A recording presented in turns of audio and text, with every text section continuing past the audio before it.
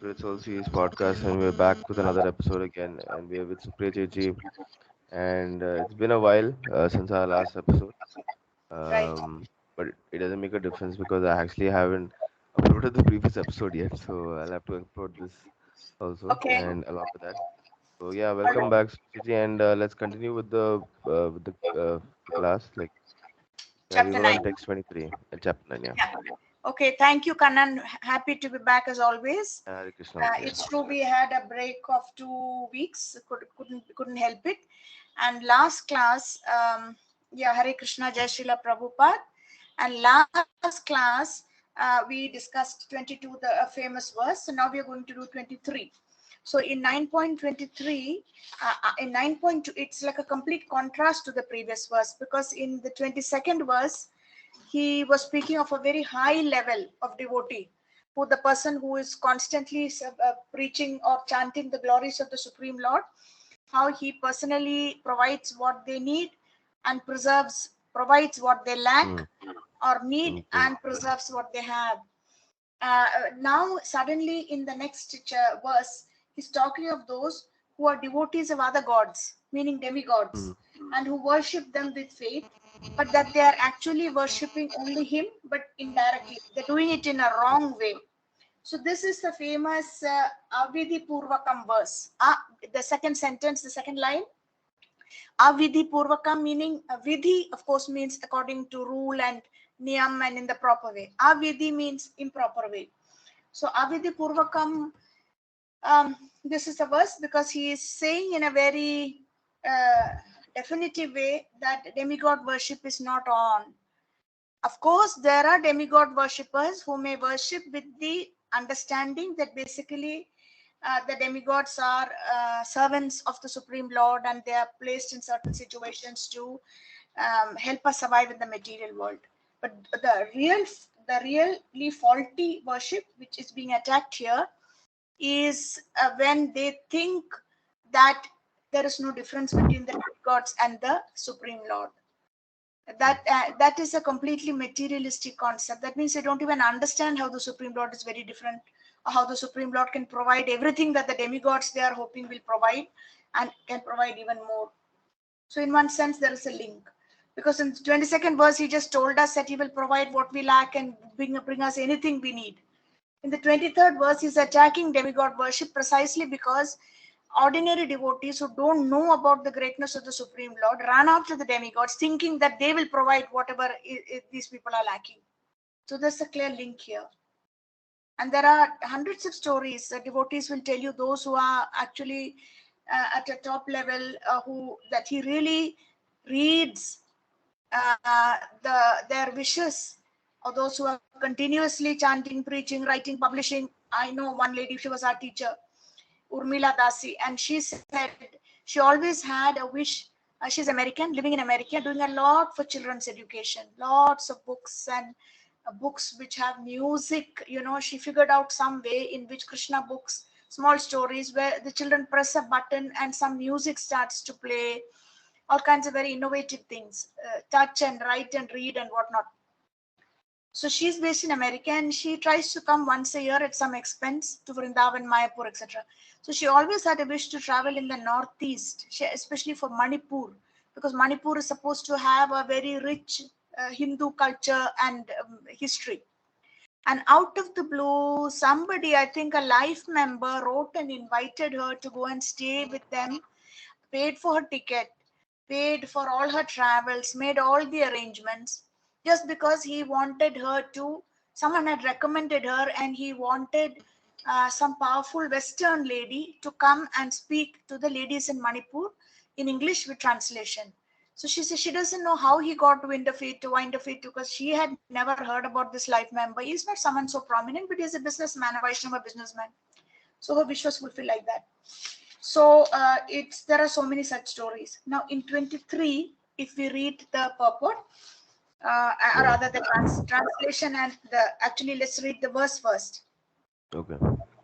Yepi anya devata bhakta भक्ता यजन्ते yajam श्रद्धया shraddhaya यन्विता तेऽपि devi माम् एव devi कौन्तेय yajanti avidhi Yajanti purvakam purvakam. Again. ye Ye api pi anya anya devata bhakta devata yajanti yajante shraddhaya yantitaha te tepi mam eva Yajanti kaunteya yajanti avidhi purvakam again. Ye yepi pi anya anya devata devata bhakta yajante यजन्ते श्रद्धया श्रद्धयान्विता वन्दिताः te तेऽपि माम् एव कौन्तेय यजन्ति yajanti अविधिपूर्वकम्. okay. Translation. Those who are devotees of the of other gods and who worship them with faith actually worship only me, O son of Kunti, but they do so in a wrong way. Okay, purport here. Persons who are engaged in the worship of demigods are not very intelligent, although such worship is offered to me indirectly. Krishna says, for example, when a man pours water on the leaves and branches of a tree without pouring water on the root, he does so without sufficient knowledge or without observing regulatory principles. Similarly, the process of rendering service to different parts of the body is to supply food to the stomach. Okay, the demigods are, so to speak, different officers and directors in the government of the Supreme Lord. One has to follow the laws made by the government, not by the officers or directors. Similarly, everyone is to offer his worship to the Supreme Lord only. That will automatically satisfy the different officers and directors of the Lord. The officers and directors are engaged as representatives of the government, and to offer some bribe to the officers and directors is illegal. This is stated here as avidhi purvakam. In other words, it is improper. Krishna does not approve the unnecessary worship of the demigods. Apparently, one time somebody asked Srila Prabhupada if Srila Prabhupada had ever met Lord Indra, the Devata. So it was a kind of cheeky question because people were glorifying Srila Prabhupada as a pure devotee and so on. And somebody in the audience asked, all right, you're Swamiji, you're so great, and you have direct instructions from your guru to preach, and Krishna is helping you and so on. But have you met Lord Indra? So he's supposed to have said, why should I bother to meet Lord Indra when I have direct access to the Supreme Lord via my spiritual master and so on? Spiritual master gave me instructions. I, in this old and tattered body, have come here to try to start the movement in the West. And Krishna is in the background providing everything I need. So now why should I run after Lord Indra? The same point made in the Govardhan Leela. Govardhan Leela is a classic example of Krishna preaching the same point, telling the Hmm. people who live there that don't waste your time trying to worship Lord Indra, worship me, because I am here, Supreme Personality.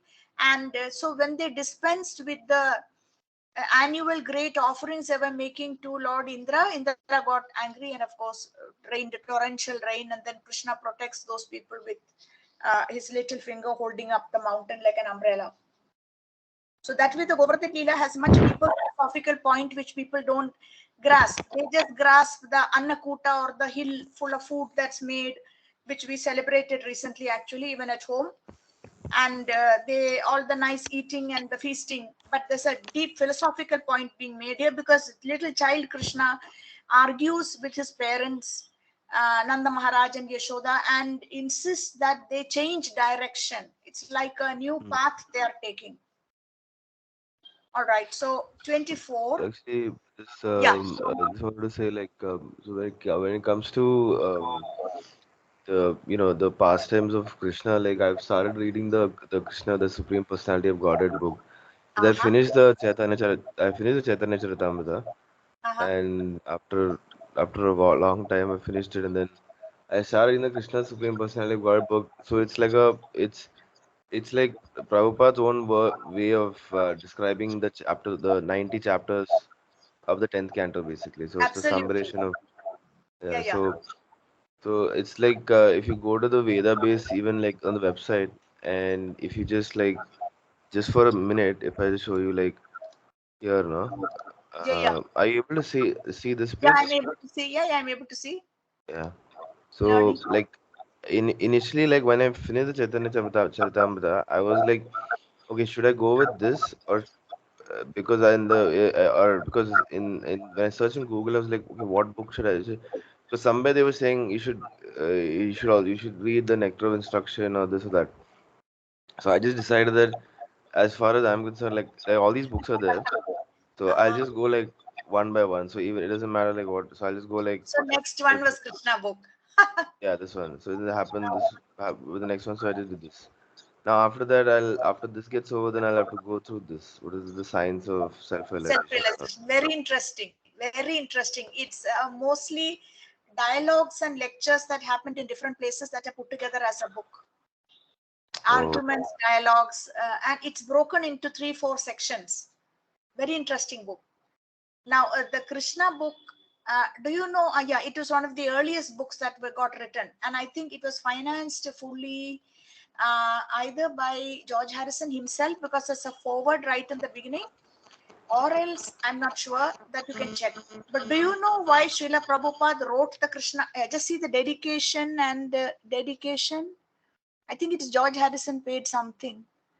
No, mm, its not really. dedication is to his father, Gaur Mohan Day.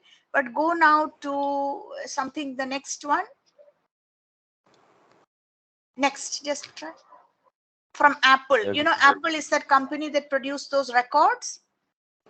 Oh, Apple Music Records. Okay. George Harrison, yeah, the Beatles, basically the Beatles. See, this is really a write up by them. The Apple company is what produced. You see how it ends. George What is it? Harrison. Yeah. That's right. That's all right. Because he paid for the book. He paid for the publication of the book. Oh. And do you know? Of course. So it was written. Do you know why the Krishna book was written in such a hurry, like at a very early stage? I think even before the Bhagavad Gita came out. Any idea? Because like it gives like the real essence of what the bhakti, uh, so like the practice is all about. Yeah. So, or the essence of the whole thing is like there in the those 90 chapters of the 10th canto of the Bhagavatam basically.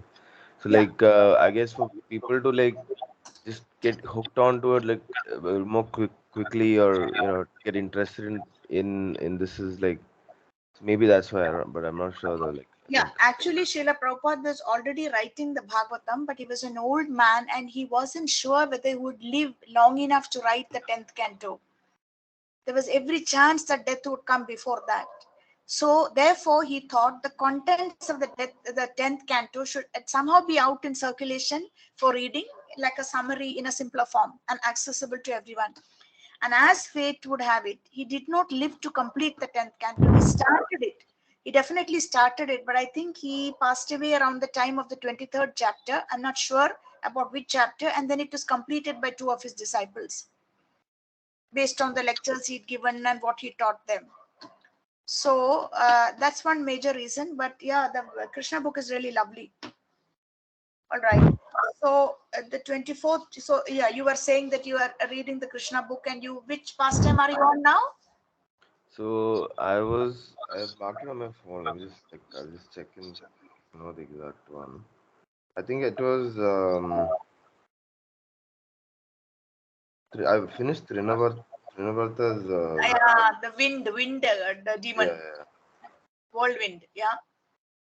Yeah, so now it's like I'm on the 16th chapter. It's about like subduing Kalia. Oh, subduing Kalia. Yeah, that's also lovely. Uh-huh. Spewing in So, the Nagapatni is weeping when their husband is yeah, killed, and all the poison, spewing the poison out. Yeah, yeah. It's lovely. Very dramatic. Okay. So the 24th verse. Yeah, shall we move on? yeah, yeah. Because That's good. we are coming to a very sweet verse, which is the 26th verse. Very simple and sweet verse. Now, before that, the 24th verse. Aham hi Aham hi sarva sarvaya yajnanam yajnanam bhokta cha prabhu bhokta eva cha prabhureva cha natu yatu mam mam abhijananti. janati. Tatvena Tatvenatasyavanti te. again.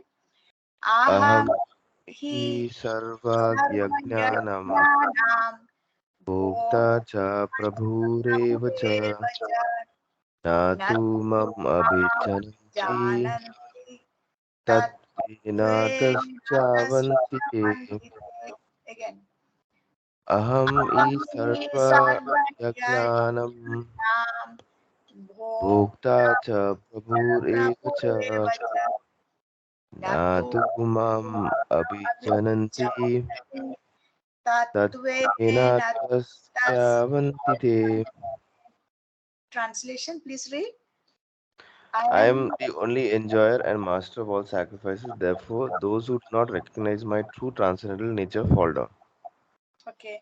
So he's saying very forcefully, I am the only enjoyer and master. Yajna, here is a Sarva Yajna Nam. He is basically the Bhokta, enjoyer, and the Lord of. Therefore, those who do not recognize my true transcendent nature fall down. Meaning, basically, again, he is kind of coming down heavily on those who worship the demigods and do yagyas and so on. You know, you do this yagya to get this particular facility and do that yagya to get that facility in material life. You get success, you want money, you want a good wife, you want a good husband, you want longevity, you want sons, etc. But he is ultimately the enjoyer and master. And even in these other yagyas and homams, they always set him up as a yajna purusha in and they set him up, and like it's called ahavahikyana, that is they invite him to come and be present.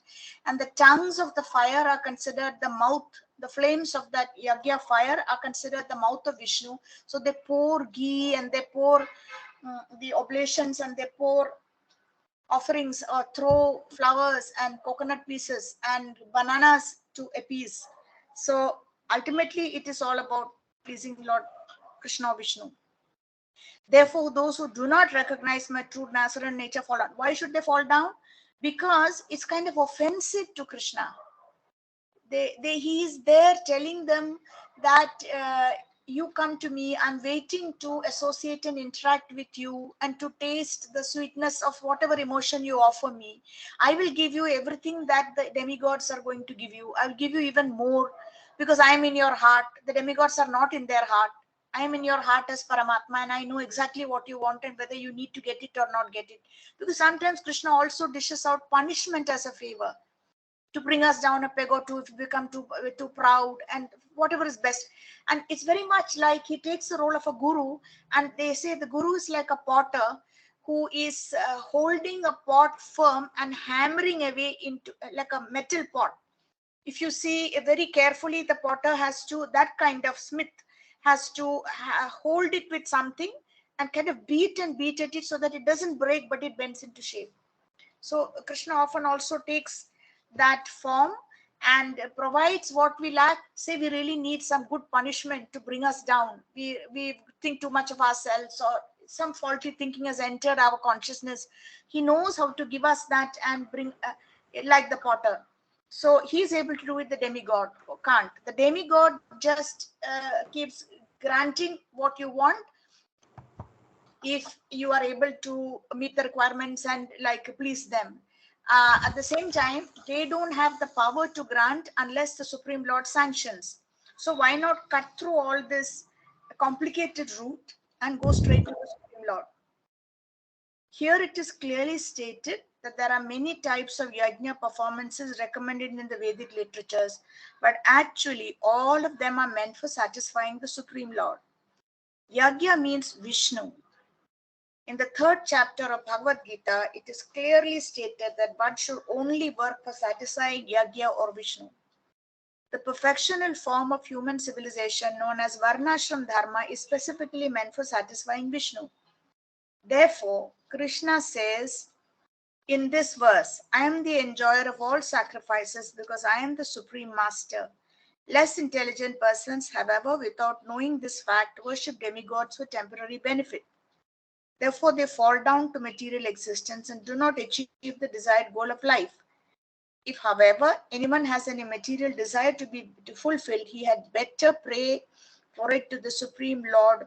Although this is not pure devotion, he will thus achieve the desired result. So, even if it is Sakama Bhakti, That is, he is making certain offerings to the Supreme Lord, but it is with some intention to get something. So it is called sa kama bhakti. There is bhakti to Vishnu or Krishna, but it is with some material desire. It's still better than going after the demigods, because at least he's got on the track of the final destination. Okay. Okay. Yeah. Next, 25th. Yeah, it's a famous verse again, because it talks Okay. about our destinations. Yanti Yanti deva deva vrata devan devan pitran pitran yanti yanti pitravrataha pitravrata bhutani bhutani yanti bhutegya yanti madhyajnopimam yajino vimam. Again, yanti yanti devrata devan pitran pitran yanti yanti pitravrataha pitravrata bhutani yanti bhutejya bhuteja yanti yanti madhyajnopimam. once more. Did we do three Yeah, times? No, I I don't remember. forgot. I think two. Yeah, I think maybe Twice. two. Okay, once more. Yanti Yanti deva vrata deva devan vritarevan pitran pitran yanti pitra pitravrataha bhutani bhutanti yanti bhuteja yanti madhyajinopimam. Please read the translation. Those who worship the demigods will take birth among the demigods. Those who worship the ancestors go to the ancestors. Those who worship ghosts and spirits will take birth among such beings, and those who worship me will live with me. But Okay, and so those who this, yeah, and those who worship me will live with me. So he is talking about different destinations, because there is a very great misconception, particularly amongst the impersonalists and the monotheists, that yatho mat tatho pat, basically meaning all paths lead to the same supreme. It's in Bengali, and it is particularly put across by the followers of the Ramakrishna mission. There are so many paths, each one takes his own fancy. It all finally reaches to the supreme force of the Supreme Lord. They don't talk about a personal form, but like this. So that's a misconception, because here it's saying clearly, Krishna is saying that that's not true. Because you worship the demigods, then you will take birth among the demigods. That is, if you please them so much. You worship the ancestors, then you will go to Pitra Loka. That's why this word Pitra comes here. Pitra Loka, there's a whole world where ancestors are apparently residing. I don't know more about it. Those who worship ghosts and spirits will take birth among such beings, and those who worship me will live with me. So, this thing about ghosts and spirits, this is real, meaning those who go to those black parts of the Vedas. Information on such black crafts is also provided here, because there are going to be people with a taste for this. So, that is satisfied. Can you read the purport, please? yeah, if one has any desire to go to the moon, the sun, or any other planet, one can attain the desired destination by following the specific Vedic principles recommended for that purpose, such as the process technically known as Darsha Paurnamamsa. Vamsa, and these are vividly described in the fruitive activities portion of the Vedas, which recommends a specific worship of demigod situated on different heavenly planets. Similarly, one can attain the Pita planets by performing a specific yagna. Similarly, one can go to many ghostly planets and become a yaksha, raksha, or pisacha. Pisacha worship is called black arts or black magic. There are many men who practice this black art and they think that it is spiritualism. But such activities are completely materialistic. Similarly, a pure devotee who worships the Supreme Personality of Godhead only achieves the planets of Vaikuntha and Krishna Loka without a doubt. It is very easy to understand through this important verse that by simply worshipping the demigods, one can achieve the heavenly planets, or by worshipping the Pitas, achieve the Pita planet, or by practicing the black arts, achieve the ghostly planets. Why can the why why can the pure devotee not achieve the planet of Krishna or Vishnu? Unfortunately, many people have no information of these sublime planets where Krishna and Vishnu live, and because they do not know of them, they fall down. Even the impersonalists fall down from the Brahma Jyoti. Krishna consciousness movement is therefore distributing sublime information to the entire human society to the effect that by simply chanting the Hare Krishna mantra, one can become perfect in this life and go back home, back to Godhead. Okay, so in the last few sentences in the purport, Prabhupada is making this point that's very important to give this information, because a lot of people don't even know there is a difference between demigods and demigod worship and worshiping the Supreme Lord. That, different paths of worship means different destinations. They don't know all that. And what he's talking about here, a Rakshasa, Pishacha worship, black arts or black magic, often it's dismissed, especially by those of scientific temperament, as all hocus pocus, but it's real.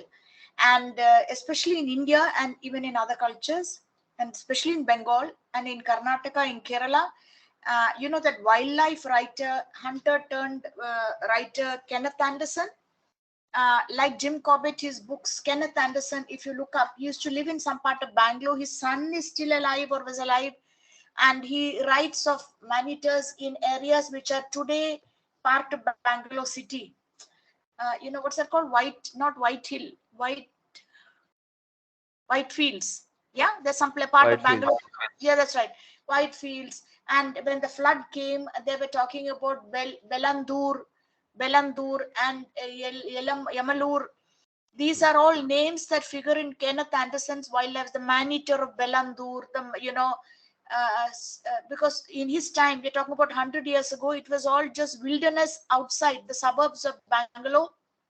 So in one of these books, I've read most of his books, Man-Eaters and Memories, the rogue of, that's a huge tusker elephant, the rogue of some place, uh, nine man-eaters and something. Very frightening and scary, but very real records of what happened in that South India, where, because he was a British man based in South India. So in one of those, there's a huge long chapter about black magic and pishacha worship, of his how he encountered it at different stages in his life. And in Kerala, there is something called Kuttichatan. I don't know if you heard about it. Kuttichatan. It is supposed to be like a imp or a small figure, completely evil. You do different things and different rituals, and through a so-called negative guru, if you're able to invoke the Kuttichatan, he literally takes possession of your body and your senses. He will give you whatever you want, like desire, wealth, but your whole nature and behavior starts changing. And he talks about a lady who was quite okay. I think she was an Anglo-Indian lady living in Bangalore, but at some stage she got mixed up with this kind of stuff, and she started behaving very strangely, and people couldn't understand. It's totally out of character. And so many other instances like that, and how they would do elaborate. Some of it was all just fake, people making money, killing a cock under the full moon night and then drinking the blood and so on. But some of it is really frightening, that there's a whole world like that of black magic. So here we're being told about the pishachas and the rakshasas and the yakshas. And even in Trivandrum, there's a famous Devi temple walking distance from where I live, under a tree, called Altara. Altara, because it's an al tree or a people tree, and the Tara, the ground. The Devi is worshipped there, but what people don't realize that is that basically she's a Yakshi. It was a Yakshi who resided under the tree, and it slowly, that kind of cult and worship developed. Then the Devasam board took it over. Now there's a proper pujari. Most people who go there think they're worshipping Devi, but actually it is a Yakshi. So there are more informed people who don't go in that direction at all. So here we are being told that you worship that kind of character, then eventually you will end up in that planet or that kind of circumstance. So it's very important to choose your object of worship carefully. Next verse is a really sweet verse, the 26th verse. After telling us all this and giving us all these warnings, now going to talk about this Patram Pushpam Palam Pushpam phalam Phalam toyam Toyam yo Yo me Me bhaktya Bhaktya Prayachati prayachati tad aham Adaham bhakti Bhaktya uparatam Upatam ashnami Ashram Prayatat. prayatatmanah. Again.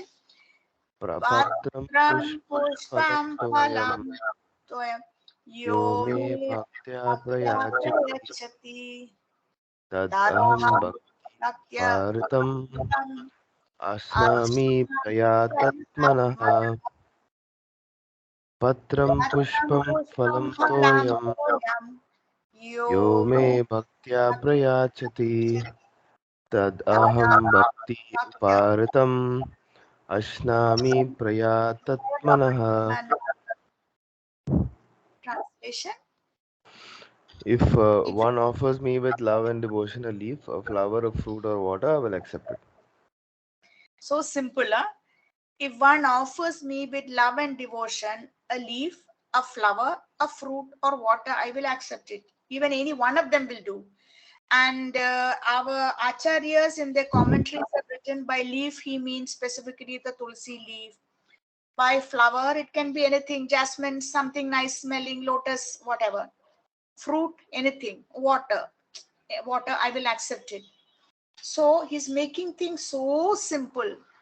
And it's because the crucial bit here is that bhaktya prayachati, that if it is with love and with devotion, that's what he is waiting to taste. He doesn't need the leaf and he doesn't need the water to drink because he is the master of everything. So this is really the idea behind prasadam, that we are not just out of fear and in a ritualistic way trying to offer and then eat what we've offered. In each of these offerings, of course, it does become like a ritual. I agree. And then later a lot of rules apply. But idea is to have some interaction with the Lord, and he's there in your puja room in a picture form, or he's there on your table.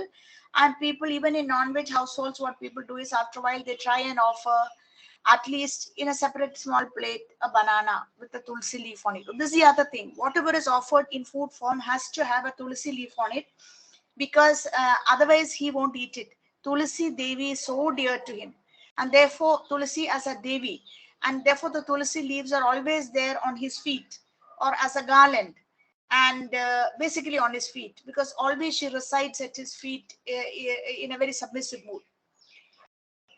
So, all right, the purport, if you'll read, please, for the Yeah. intelligent person.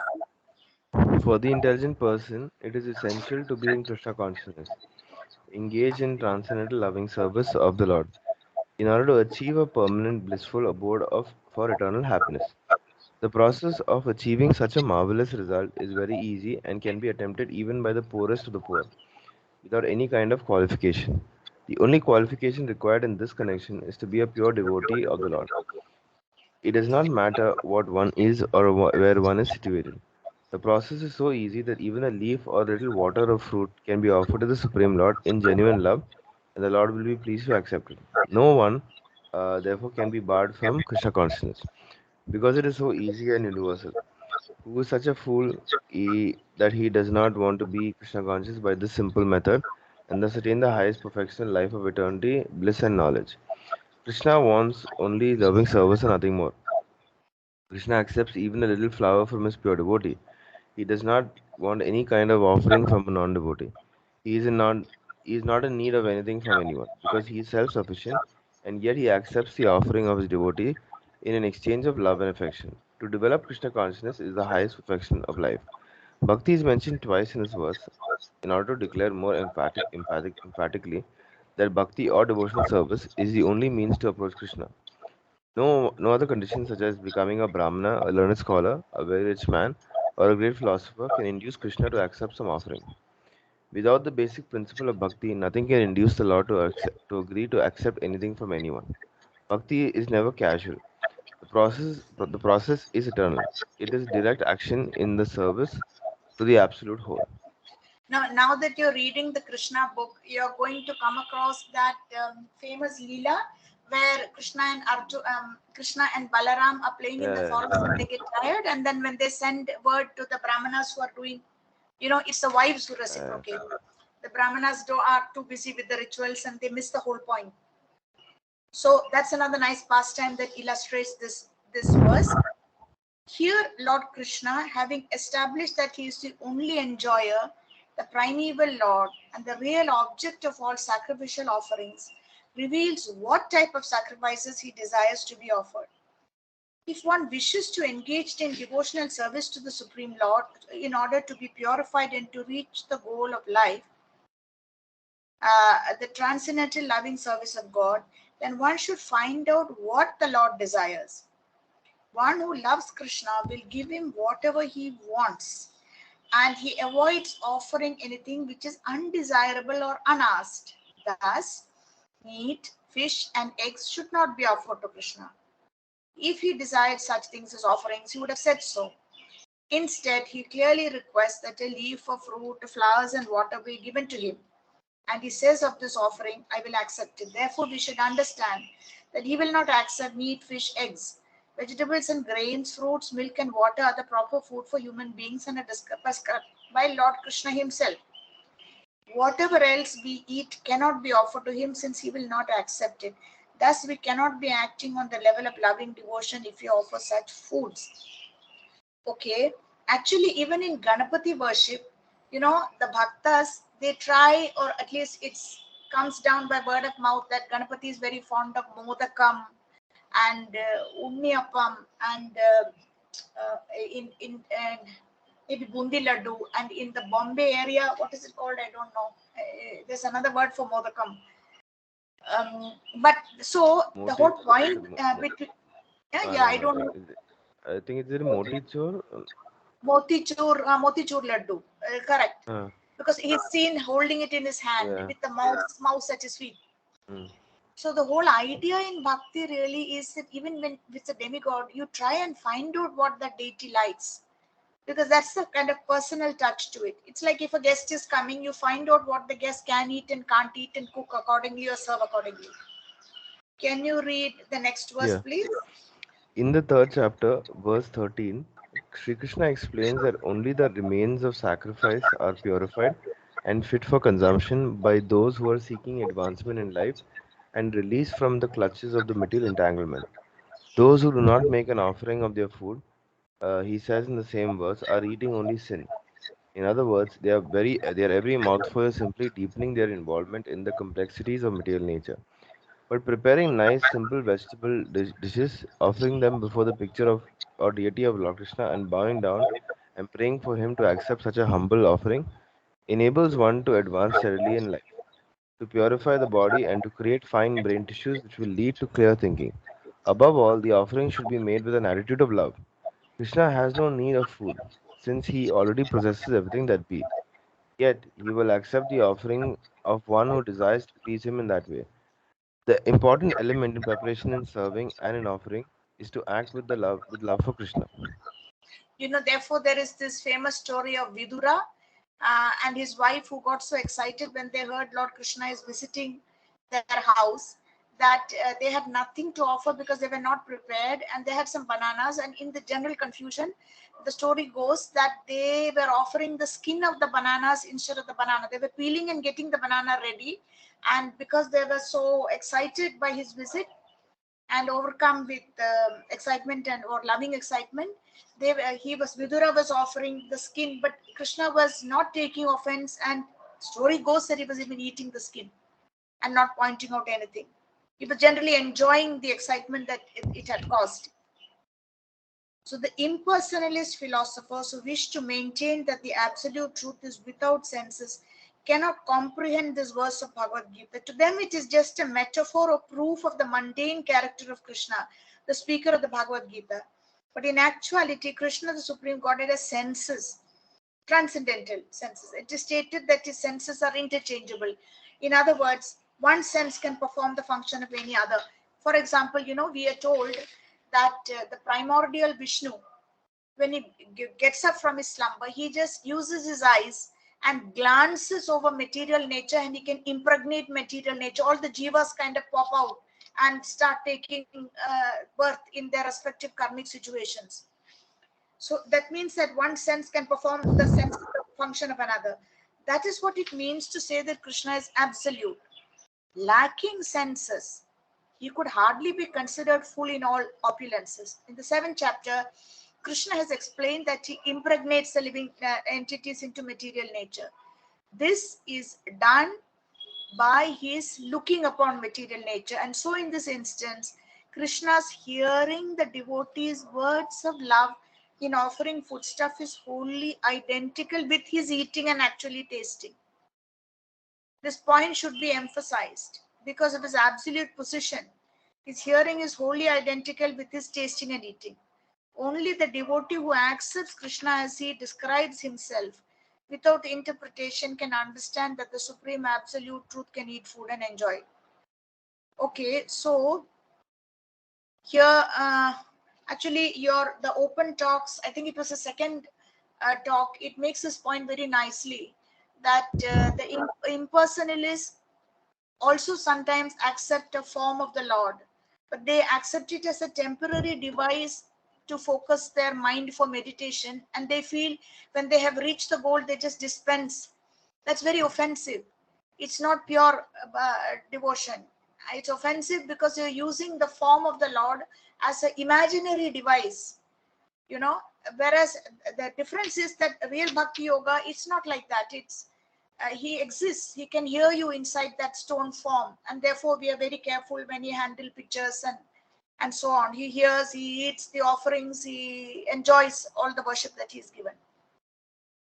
Okay, so can we stop here because it's 6 o'clock and because of my medication I'm feeling a little tired. I eat some Yeah, yeah. 12 tablets every day. Okay. That's Yeah. fine, Supriya. Like, yeah, that's perfect. So I'll just Okay. stop the, yeah, I'll stop the recording.